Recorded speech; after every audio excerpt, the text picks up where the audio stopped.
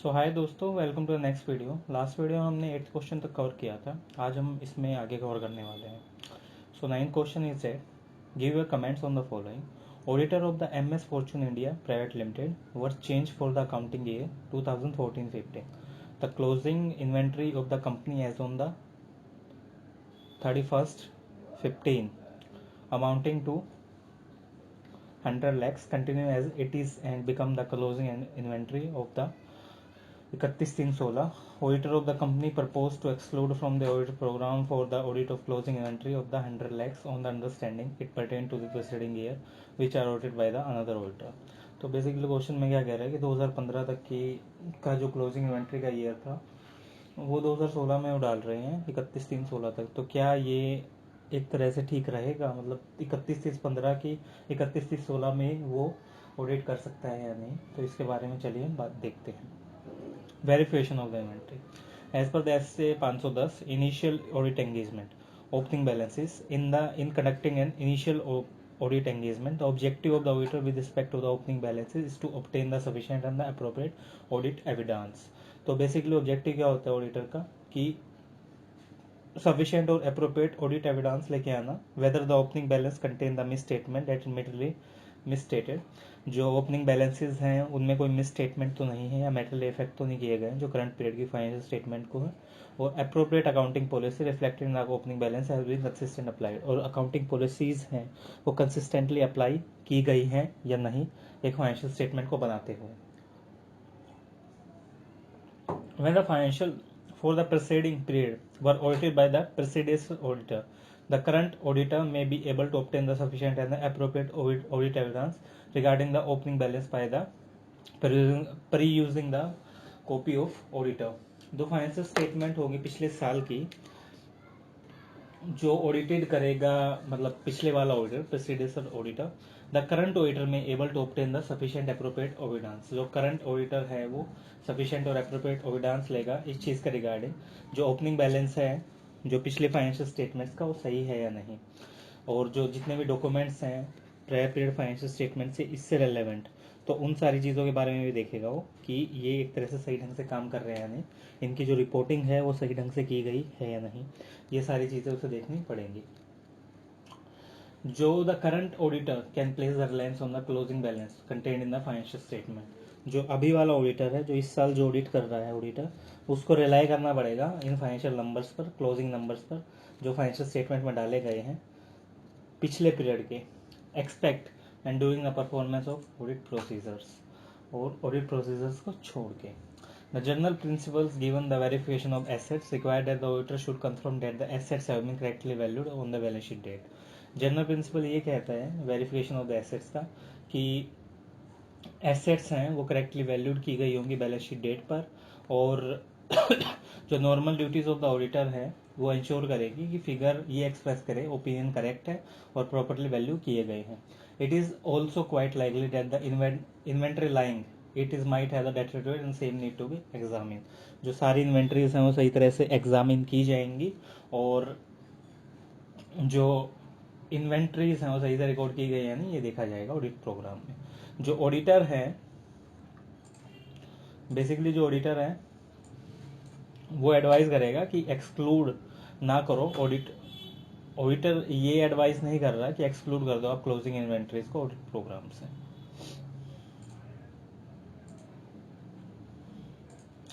Next है हमारा What are the obvious assertions in the following item appearing in the financial statement? Statement of P&L account travelling expenses 50,000 रुपये डाल रखे हैं, balance sheet में trade receivable डाल रखे हैं 2 लाख। तो ट्रैवलिंग एक्सपेंसेस देखते हैं पहले। Expenditure has been actually incurred for the purpose of travelling. एक पर्पज ऑफ ट्रैवलिंग के लिए एक्चुअली इंकर किए जाने चाहिए। Travelling has been undertaken during the year under the consideration. Travelling उसी साल की जानी चाहिए जिस साल आप एक्सपेंसेस डाल रहे हो। जो टोटल अमाउंट है एक्सपेंडिचर का वो 50,000 ही होना चाहिए, और ये रेवेन्यू एक्सपेंसेस ट्रीट होना चाहिए और चार्ज होगा P&L अकाउंट में।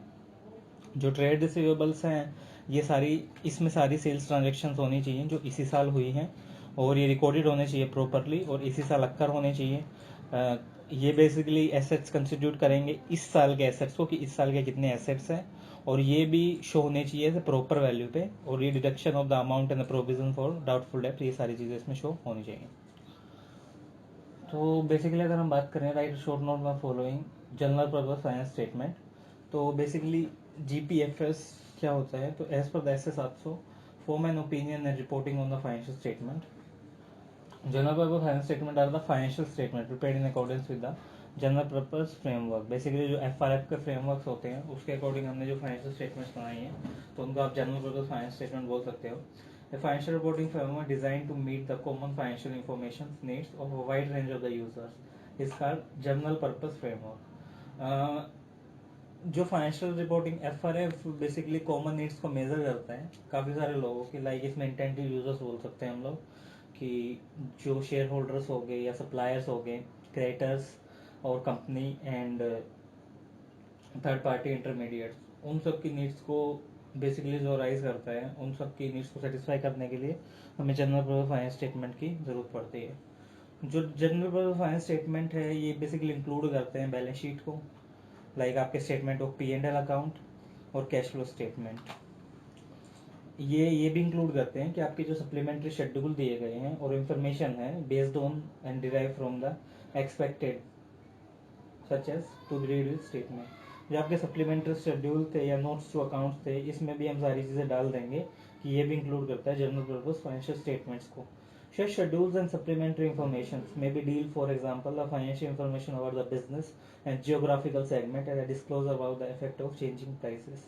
आपके शेड्यूल और सप्लीमेंट्री इंफॉर्मेशन ऐसे हो सकते हैं, लाइक आपकी फाइनेंशियल इंफॉर्मेशन आ गई बिजनेस के रिगार्डिंग या जियोग्राफिकल सेगमेंट है आपका उसके रिगार्डिंग, और जो डिस्क्लोजर किया गया है आपका effect of the changing prices, आपके जितने भी प्राइस चेंज हो रहे हैं उसके रिगार्डिंग, तो उसको हम इंक्लूड कर सकते हैं general purpose financial statement.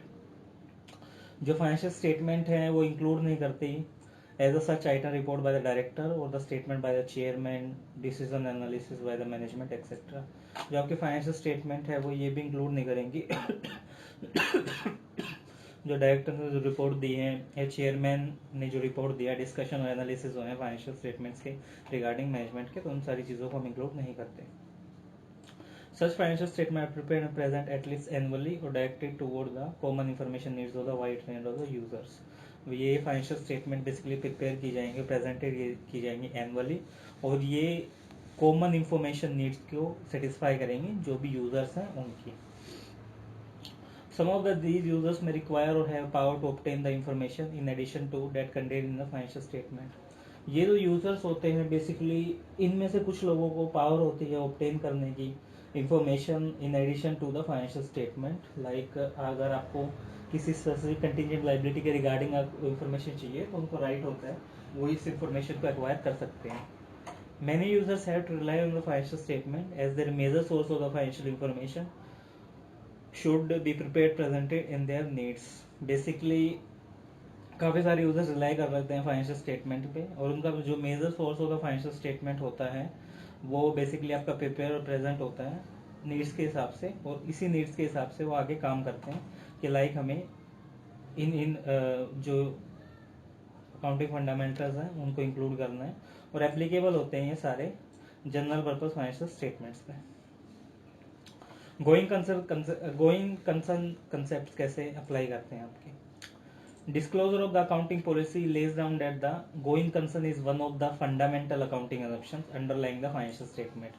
Basically going concerns आपकी एक fundamental assumptions है, assumption का पार्ट है फाइनेंशियल स्टेटमेंट के लिए। जो गोइंग कंसर्न का कंसेप्ट है ये एनवाइज करता है कि एंटिटी मतलब एक फोर्सेबल फ्यूचर तक चलेगी। ये नहीं है कि एंटिटी आपकी 2 साल में 3 साल में बंद हो जाएगी, ये मतलब काफ़ी टाइम तक चलेगी जिसको हम आगे फोरकास्ट नहीं कर सकते, चलती ही रहेगी, तो उसको आप बोल सकते हैं गोइंग कंसर्न। ये इंडिकेशन बेसिकली कॉमन होती है हर किसी के लिए, और इसी के बेसिस पे on the account of the basic concept of going concern के बेसिस पे हम ये बोल सकते हैं जो एसेट और लाइबिलिटीज है वो रिकॉर्डेड होती है, और जो एंटिटी है अपने रियलाइज कर सकती है एसेट्स को और डिस्चार्ज कर सकती है इनकी लाइबिलिटीज को नॉर्मल कोर्स ऑफ बिजनेस में। और अगर अजम्पशन है हमारी अनजस्टिफाइड होगी ये पूरी तरह, तो entity may not be able to realise assets at the recorded amount. तो एंटिटी अपनी एसेट्स को रियलाइज नहीं कर पाएगी एक रिकॉर्डेड अमाउंट पर, और बेसिकली उसको अमाउंट में चेंज करना पड़ेगा, मैच्योरिटी डेट्स में चेंज करना पड़ेगा।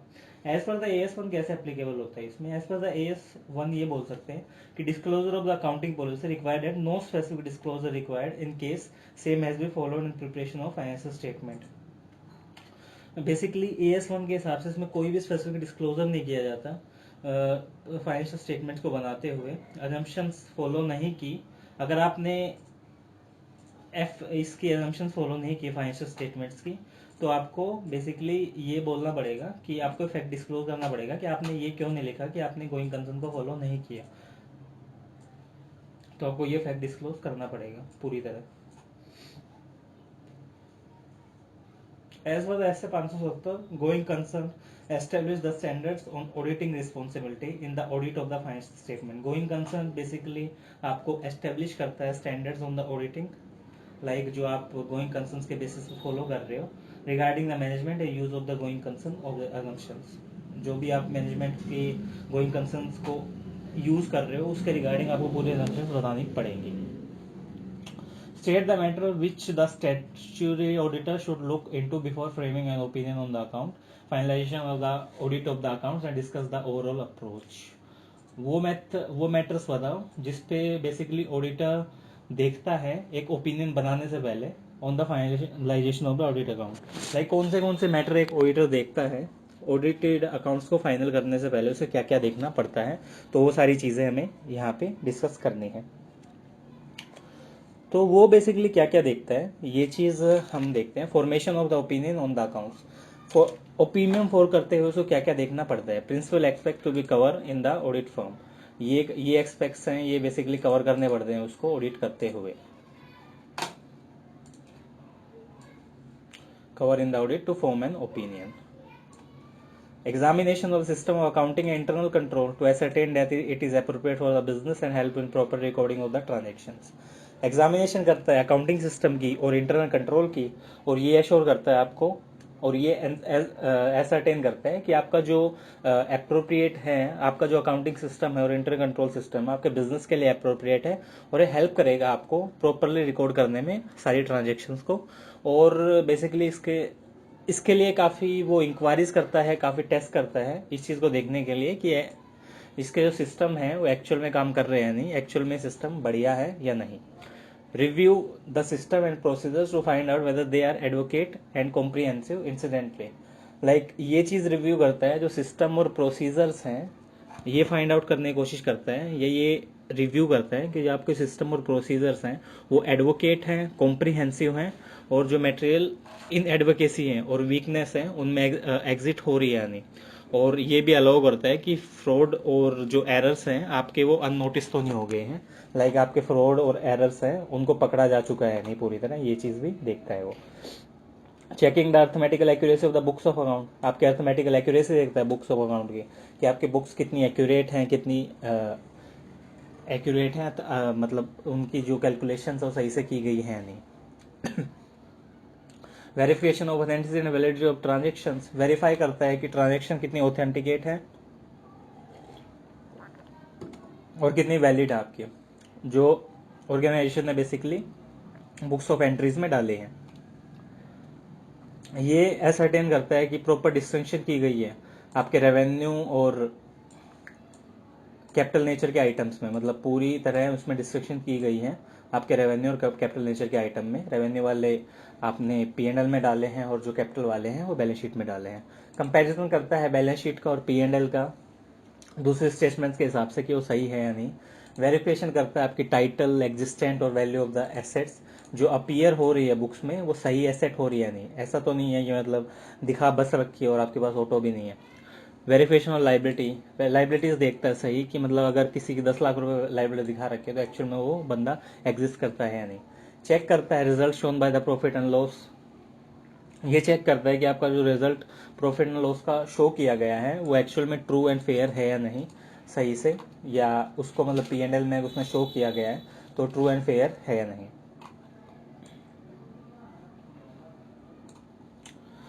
Where the audit of the corporate body, अगर उसने कॉर्पोरेट बॉडी की ऑडिट की है तो ये देखता है कि आपके स्टैट्यूटरी रिक्वायरमेंट है वो सारी कंपाइल हो रही है या नहीं उसके रिगार्डिंग। अप्रोप्रिएट पर्सन और body whether the statement of accounting examine relevant truth है। जो आपकी रिपोर्टिंग की गई है, जिस पर अप्रोप्रिएट पर्सन या बॉडी को आप रिपोर्ट करते हो अपने फाइनेंशियल स्टेटमेंट पे, तो उनका true and fair view check करते हैं कि वो एक तरह से ट्रू एंड फेयर व्यू में काम कर रहे हैं नहीं, और उस ऑर्गेनाइजेशन में P&L भी चेक करते हैं। It will be thus to realise that the duties of the auditor are not limited to verification of the arithmetical accuracy of the book. Basically उसकी एक ड्यूटी लिमिटेड नहीं होती verification of the arithmetical books तक जो client ने बनाई है। He must satisfy himself that the entries in the books are, अपने आप को सेटिस्फाई करता है कि जो एंट्रीज हैं आपकी बुक्स में वो ट्रू एंड फेयर हैं, कंप्लीट रिकॉर्ड की गई हैं, और जो रिकॉर्डेड हुई हैं और उनका नेचर है वो पूरी तरह रियल है। ये भी एग्जामिन करता है कि जो सारे वाउचर्स हैं, इनवॉइस हैं, मिनट्स ऑफ डायरेक्टर हैं और पार्टनर हैं और अदर डॉक्यूमेंट्री एविडेंस हैं, वो आपके अवेलेबल है या नहीं, और उनका नेचर और ऑथेंटिसिटी देखते हैं। ये भी वेरीफाई करते हैं कि प्रॉपर अथॉरिटी दी गई है हर ट्रांजेक्शन्स के लिए और हर ट्रांजेक्शन करेक्टली रिकॉर्डेड है या नहीं। और वो भी ये भी वेरीफाई करता है कि फाइनल अकाउंट हैं जो ड्रोन किए गए हैं लॉ या ऑर्डिनरी लॉ या स्टैट्यूट के द्वारा वो true and fair picture present कर रहे हैं नहीं ऑर्गेनाइजेशन के। ऑडिट वर्सेस इन्वेस्टिगेशन क्या होता है? ऑडिट वर्सेस इन्वेस्टिगेशन को कैसे बोल सकते हैं? एज पर द ऐसे 200 overall objective of the independent auditor and the conduct of the audit in accordance with the satisfaction in the standard on the auditing. Overall objective auditor के क्या होता है कि हमारी जो ऑडिट्स हैं वो स्टैंडर्ड्स के अकॉर्डिंग हो जाए।